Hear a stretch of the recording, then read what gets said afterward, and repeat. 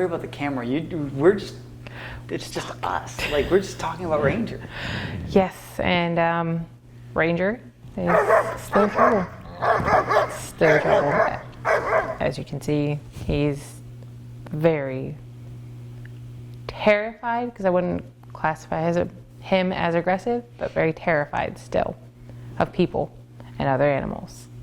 I remember, obviously, when we started off, we had Ranger lunging at other dogs. We had some really good shots of Ranger just going crazy and snarling and jumping and rah. Really being terrifying to most of the general public, since they don't know him.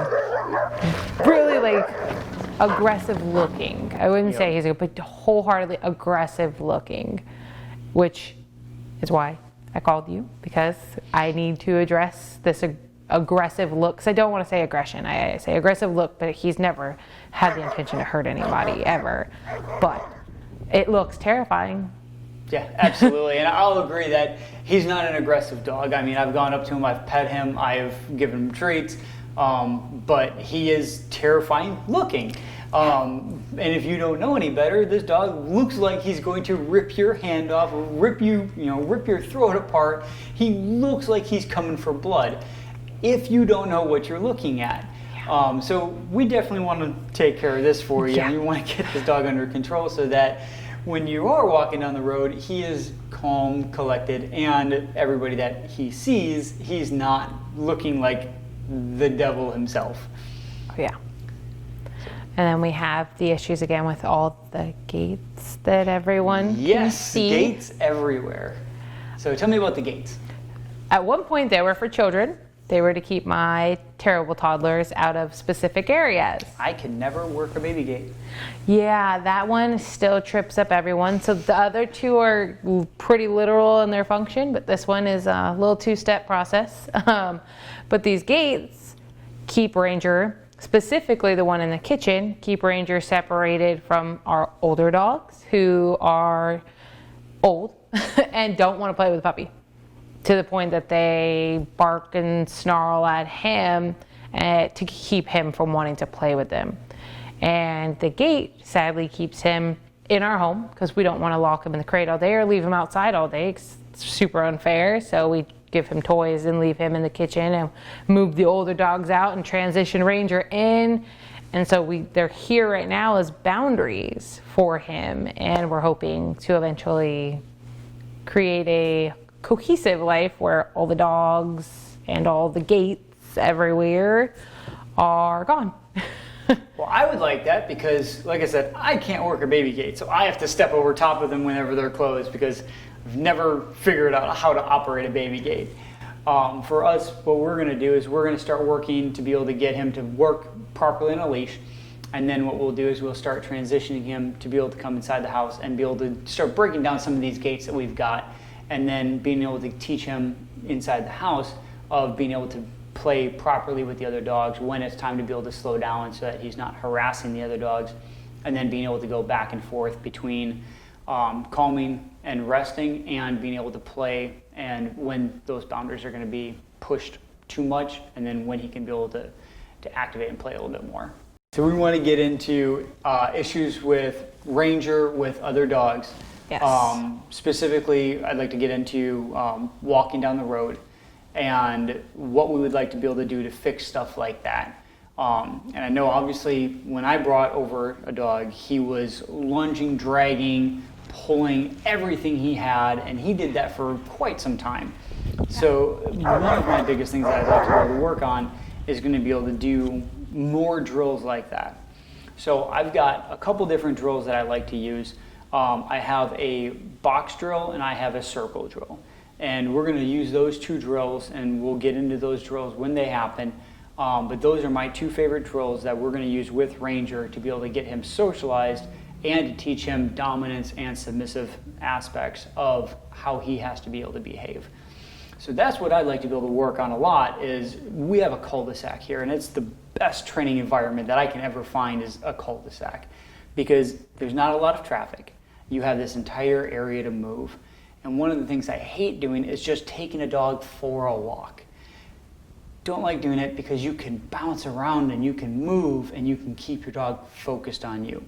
So I want to do a lot of that. I want to be able to bring dogs over. I want to get him socialized to other dogs. And the cool thing is I have a bunch of dogs. So we can keep working other dogs and then be able to play that game. I would really, really like to address that and really work with him in public, with other dogs, other people eventually. So having someone he doesn't know come up, somebody, again, not you at that point in time. It'd have to be maybe my husband's coworker or somebody who can be willing to trust my dog and allow them and know that he's getting better at this, because once he knows people, he's fine. Yeah. Everybody's great and dandy once they've given him a treat or two and want to hang out with them. But whenever he's walking or somebody that he doesn't know approaches, it's almost like a war. It's who's going to win? And I've got another trainer that we can bring in too. And we can have some fun with it. I mean, we've got the ability to sit there and have a couple different drills and have a couple different environments staged up where we have somebody just run up and say hi. And we can play those scenarios out. And this is the fun part, is when you start playing scenarios where you have somebody that runs up and says hi to you while you have your dog at your side and you have a reactive dog, you've got to be able to be ready to reward and correct behavior. If you're not ready to reward positive behavior when the dog doesn't respond, and you're not ready to correct negative behavior when the dog does respond, then you start having issues with that. Did I say that completely wrong? I think I said that completely wrong. Did you? I don't remember. I don't think so. I'm going to say it again anyways, just to be safe.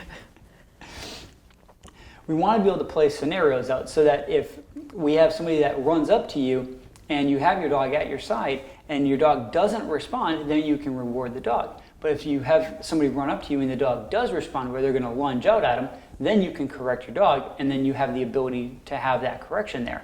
So you always want to be able to reward and correct at all times. So no matter what the scenario that we give is, we always have to have the ability to reward and correct all the time, no matter what is going on. So we can play a lot of different scenarios because you never know what's going to happen. So we want to train those scenarios under controlled environments.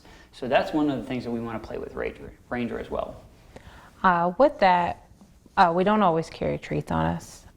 We carry treats sometimes, but we just don't always have treats on us. Shame on you. Yeah, I know, horrible. Are we going to be able, after processing all of these trainings, walk him without having to carry a purse of treats? Of course. And one of the things is you always go to a different type of schedule. So we're not always going to carry treats 24/7. We're not always going to carry a pocket full of treats. Should you carry a treat or some form of a reward system on you? Sure, yes. Especially if you know you're going to go out on a walk, I should have something with me. Now, inside the house, do I carry a treat all the time? I should have something nearby me. But what do we replace it with? A marker of some sort. So I have negative markers and I have positive markers. So I look at a negative marker as a no, a leave it, anything that would be based off of a correction. I look at a positive marker as a reward system. So yes, good boy, anything like that would be my positive markers. So as long as I teach my markers, I can still use my markers as I'm moving along and as I'm still going through my walks or around the house in replace of a correction or replace of a treat. So as you're walking and you're taking your dog for a short walk to the mailbox, do I have to have a treat on me? No, I don't. I can take him for a walk. I can tell him he's a good boy when he does something good, and that marker replaces the treat. And then when I get back, I can still give him a reward for the continuous markers. I want to still reward though, and I want to maintain a lot of that training. But there's a difference between training and maintenance. That's where a lot of people kind of mess up. So if I get into training, I still have to teach new things. If I'm maintaining, well, then all I'm doing is just keeping up with what I've already taught, and he's not really learning anything new, and he gets really bored and stagnant. So I don't want to keep just maintaining, but I've got to keep teaching. So dogs get really bored when they're just in that maintenance stage. Yeah, and with him we have the nipping as well. We still have lots and lots and lots of nipping. Okay. It has gotten better. The nipping is a lot less frequent, but he's mouthy. Very mouthy. Every time you go near him, want to play with him, anything like that, he's instantly bringing his mouth to the forefront of whatever attention he's getting, and then it makes him and people kind of be like, oh, okay, I don't want to pet you. Oh yeah. Yeah. When you see a bunch of teeth coming at you, that's the last thing you want to do is stick your hand towards it. Yeah. And we can work on that. That's not an issue. So for dogs that mouth, that's not a huge issue because you're looking at a dog that is always going to try to investigate with their mouth. That's one of their biggest things that they have. They don't exactly have opposable thumbs, therefore their mouth becomes a lot of that grabbing sensation that we would use our hands for.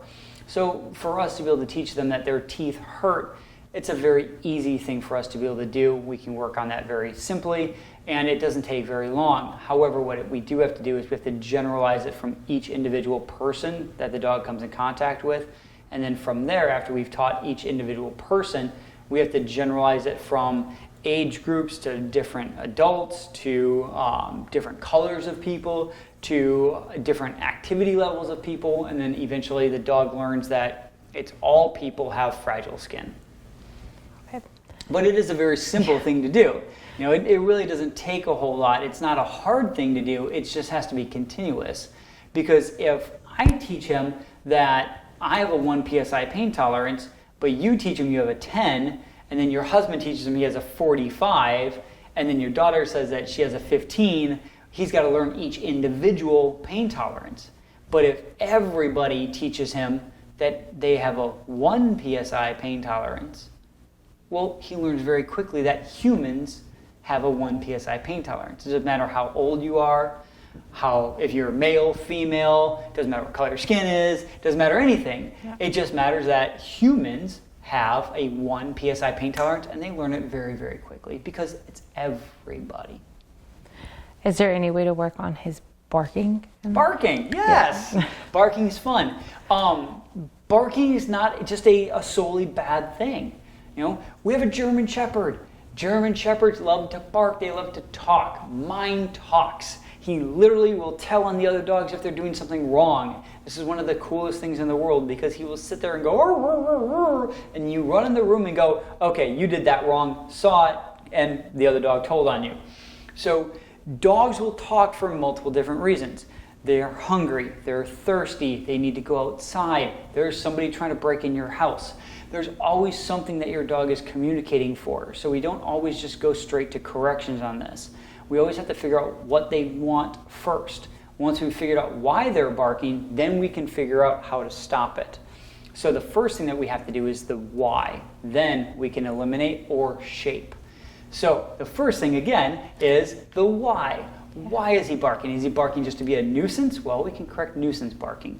But the first thing we want to look at is, let's look at shaping the behavior. Is he barking because people are here? Well, I'll take that. I like barking because people are here. So the alert bark, we can take the alert bark and we can teach him to bark how many times when somebody's here. I love that aspect of it. I love that concept because my last dog, she barked 3 times every time somebody came in the yard. As soon as somebody stepped on the grass, boom, 3 barks. Bark, bark, and then she'd look for you. Whatever direction you were, she'd bark that last time. And it was great every single time, and then you'd have to pay her. But bark 4, she would get a correction. Bark 5, she would get a correction. Bark 6, she would get a correction. But after bark 3, she would get a reward. So you have to be there in close proximity, so you have to stage the environment. But we can do it, okay? So they get rewarded for alert barking. We want that barking. We don't want them to sit there and keep barking afterwards, though. We already got it, all right? Now, if they're barking at, because you've got wood in the backyard, if they're barking at the deer in the backyard, we can teach them that, hey, you don't have to alert me that the deer are in the backyard. Again. Or that there's a squirrel back there. The squirrel's not going to try to kill us. But they are natural protectors, so they want to do this. So we can allow them to bark at certain things, but we have to teach them what to bark at and what not to bark at. And we want to work on his ability to play with his older siblings, the older dogs who, again, play differently. One of them being 15 doesn't play. Yep. He doesn't want to play. He doesn't want you to engage and play with him. He doesn't even want you to really sit on the area that he's sitting. He wants to sit by himself. Don't sit near him, around him, next to him. He wants to be by himself. And as a 10-month-old puppy, Ranger doesn't understand that in the slightest, which leads to us, again, with back to the gate thing, lots of segregation of play area and sleeping area and live area in the house. So we're hoping to work on uniting all the dogs, because the middle dog is very aggressive towards Ranger, which is why he started to get his fear of dogs in public, because if he gets close to him for too long, he tries to get away from him, but then he turns, nips, and growls. And so no one's gotten further than a nip and a growl, but still we want Ranger to have positive playtime with his sibling dog family and sibling human family too eventually. Of course. So the first thing we're going to look at is obviously us being the referees. And I look at a lot of this. Us being the referees of our dog pack. We are the referees of our UFC fight. The dogs are the fighters. And we have to be able to stand there and say, go ahead, fight, play. So as they're playing, if dog A gets out of control, we're the ones establishing the rules.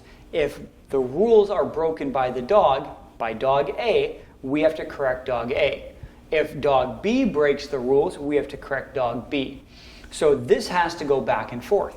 But if we're not establishing the rules, if we're not correcting the fighters, the dogs, then we are not in control of that fight.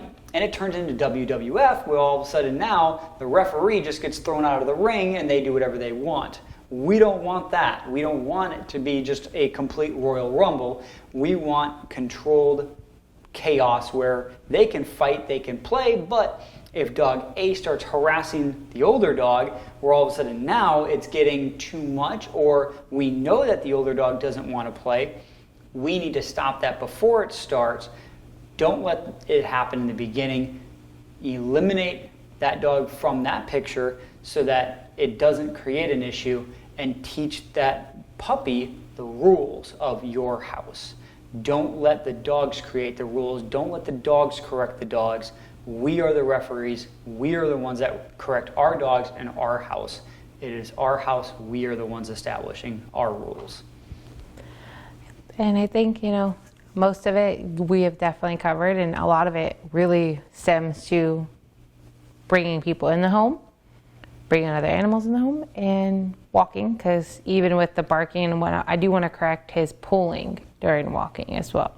He's starting to pull very hard when we walk. Myself, not my husband, because my husband is adamant at correcting, whereas I'll snap the leash back a few times and then I'll stop. Okay, I'm not going to walk. Okay. You're not gonna work with me, I'm not gonna walk. I have time.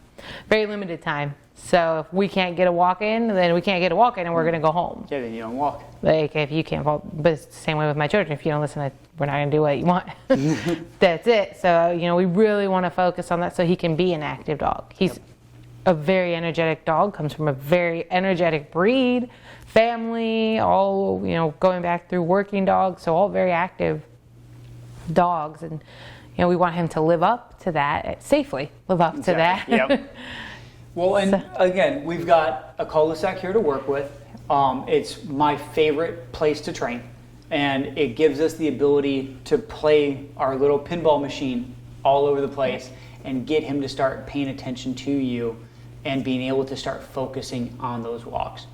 And it's not a matter of how far we can walk with him, it's a matter of how quickly can we change directions and him paying attention to us on those walks. We can get more done in a cul-de-sac without ever leaving that cul-de-sac on a walk than we can for walking 3 miles. So I think that we're going to have a lot of fun inside that cul-de-sac, walking and doing drills inside that cul-de-sac, especially when we start doing those drills and adding a dog, and then adding 2 dogs, and then adding 3 dogs inside that cul-de-sac, walking around and doing some loose leash walking drills. And then when we start going through and doing drag lines where you're on a 20-foot leash, Okay. And he's got some slack where he has the ability to wander away from you, but won't. So I want to see that progression, and I'm sure you do too. Oh, yes. So we'll get to that point, and we can do it right here in this cul-de-sac, and I'm looking forward to it. Yep, me too. Thank you for coming and taking on my dog with all of these different challenges that we have and all these different wants that we have for our dog.